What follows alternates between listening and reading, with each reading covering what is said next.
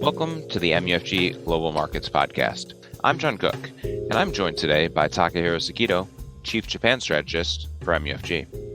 It's Wednesday, January 18th, 2023. Welcome to the podcast, Sekido-san. Good to be back. Always good to have you, and plenty to talk about, rather. And speaking of the word, using the word plenty again, there was plenty of speculation, ahead of the January BoJ meeting, but the BoJ ultimately stayed the course. Ton to discuss here, but why don't we start by first reviewing the decision? And while you're at it, why don't you talk about market impact, perhaps specifically as it pertains to yen rate and cross-currency basis?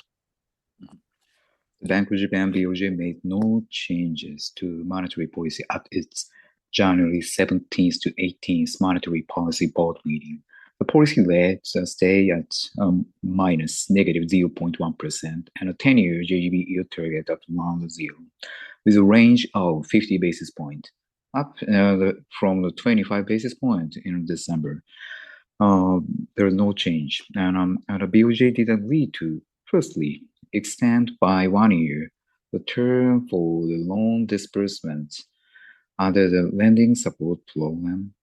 Second, expand the eligibility for climate change countermeasure fund supply measure operations.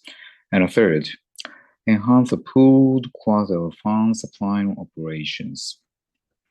The yen rates started to fall immediately after the announcement because of short covering and the abundance of yen funds. Buybacks of JGB future contracts cheapest to deliver papers prevailed, and the yen swap rates declined along with JGB yields, especially for the belly and long ends. The yen basis widened, though relatively slightly.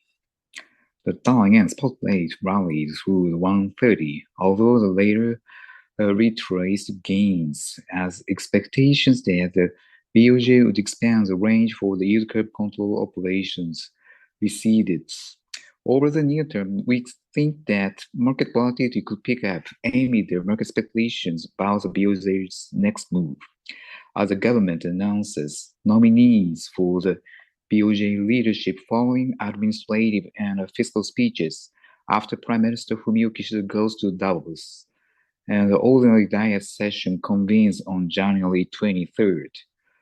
Given the results of the January BoJ meeting, we will leave our main scenario unchanged, but revise our bias for yen rates to downward bias, and the bias for the yen basis wider, given the short covering JGBs and an abundance of yen funds.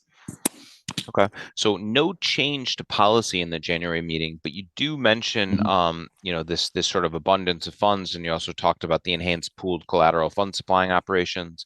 As you and I discussed offline, that is a significant change that could have some serious impacts. So let's talk about that a little bit more, alongside just your more general outlook for BoJ monetary policy going forward.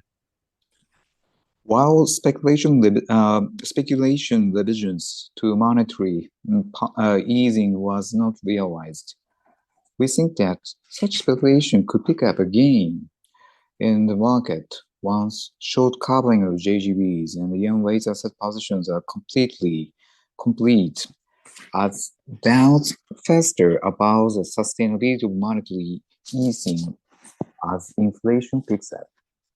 We believe a chance to the joint BoJ government accord will be required for the BoJ to meaningfully change monetary policy.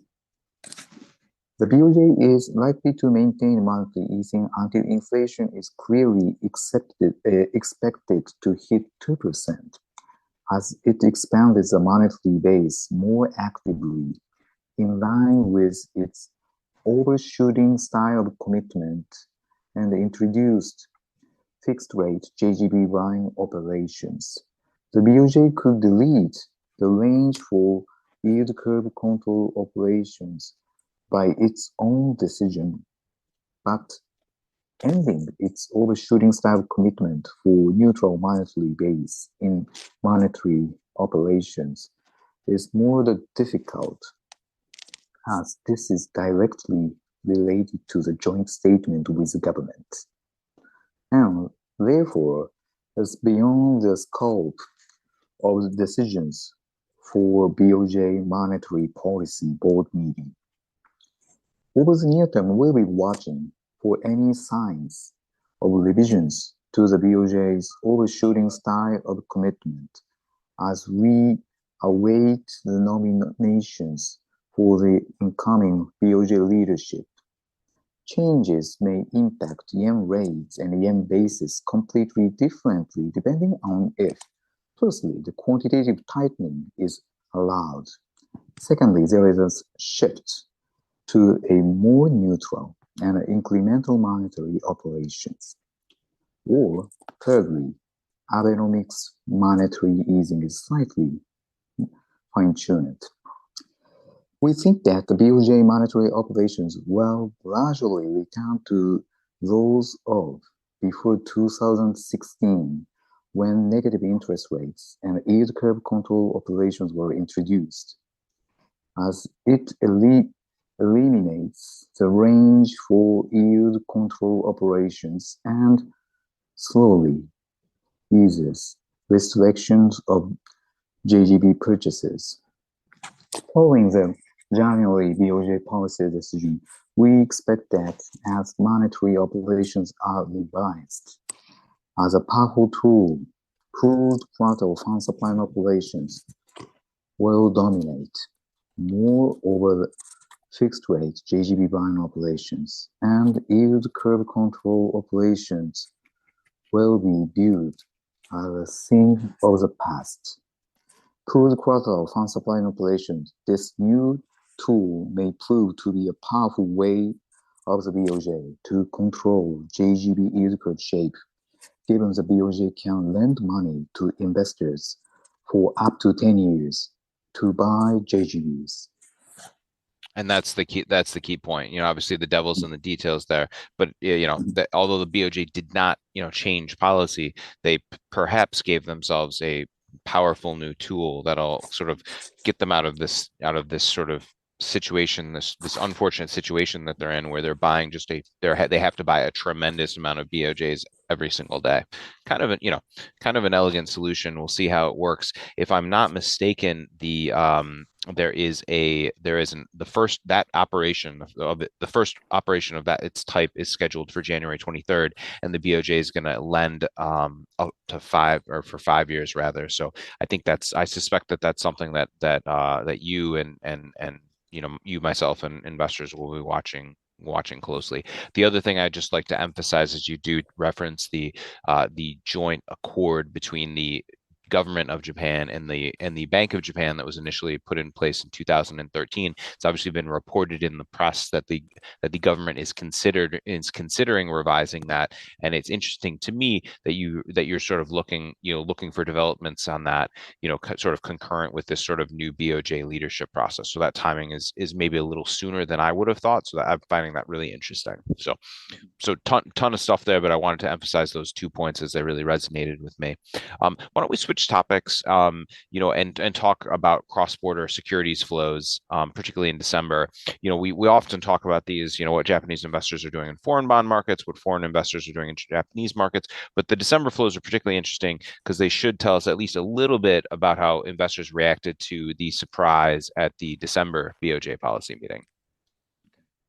Japanese investors net unloaded foreign securities at a slower pace in December by 226 billion yen, according to the data released by the Ministry of Finance on January 12th. This included net buying by 1.8 trillion yen of foreign stocks and investment fund holdings and net selling by 1.4 trillion yen of medium to long-term foreign bonds. Among its Japanese investors, lifers stood out with their net selling of medium to long-term foreign bonds by 2.2 trillion yen, while pension fund trust banks net buying picked up to a size of 1.5 trillion yen. Pension funds net bought 1 trillion yen of foreign stocks and investment fund holdings. Foreigners turned net sellers of Japanese securities by 1.5 trillion yen, driven by 5.5 trillion yen in net selling of medium to long-term yen bonds, against 174 billion yen in net buying of Japan stocks and investment fund holdings and 3.8 trillion yen of short-term yen bonds. Investors responded to the BOJ supply's decision to expand the range of yield curve control operations at the December Monetary Policy Board meeting by lifers unloaded even more the foreign bonds. Secondly, pension funds buying more foreign stocks and foreign bonds. And thirdly, foreigners cutting their medium to long-term yen bond risk and shifted to TDBs and Japan stocks. Wow, I honestly didn't think lifers had any more foreign bonds to sell. I'm not certain of the stat, but I think they were sellers of either every single month in 2000 and of foreign bonds every single month in 2022 or almost every single month. So that's pretty interesting. Probably, also makes sense. Foreigners cutting, JGB, JGB longs as well. But I think we're about out of time. Why don't we wrap things up with your outlook, specifically in yen rate market, spot dollar yen, and cross currency basis? Ultimately, the BOJ stays the course at the January Policy Board. We think it could steady after Dalian. The short covering is unwound, and also because there do not seem to be any factors supporting a higher dollar yen. Ahead of the nominations for the new leadership, BOJ new leadership this spring, speculation persists about the normalization of yen rates. We'll see dollar yen trading in a 3 yen range between 128 to 131 with a neutral tone. The yen swap rate curves started to decline after the BOJ's Monetary Policy Board meeting. We expect a 20-year JGB auction on January 19th to be supported by the BOJ's yen fund supply operations and be smooth. We think that the yen rates could decline as JGB futures cheapest papers are short covered.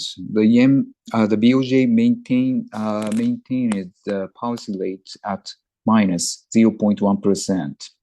Over the near term, we think the front through the belly of the yen yield curve could be stable, supported by pooled collateral operations. We revise our view for yen rates to declining.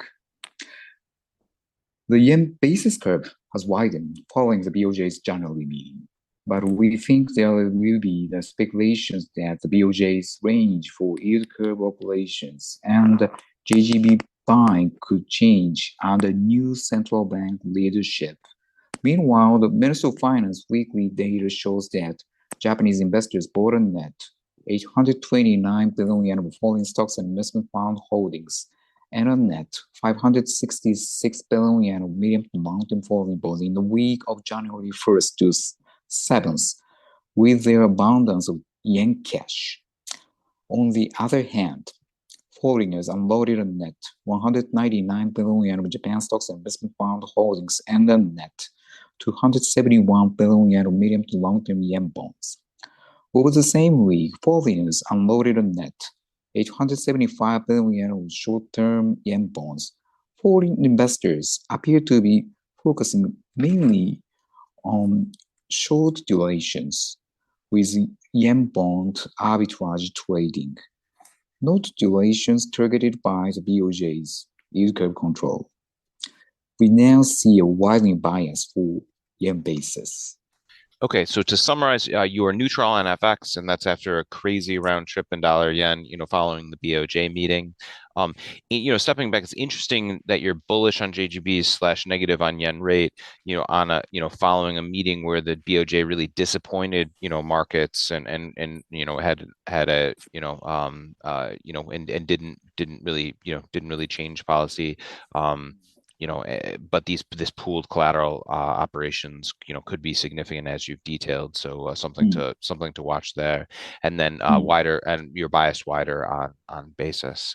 But excellent stuff. There's plenty of fodder to talk about in regarding Japanese financial markets, JGBs, and the Bank of Japan.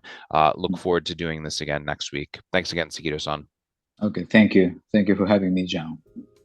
And thank you for listening to the MUFG Global Markets Podcast. Rate, review, and subscribe on Apple, Spotify, or wherever you get your podcasts. And reach out to your MUFG sales rep for any further information. Check back soon for more insights from the Global Markets Research Team.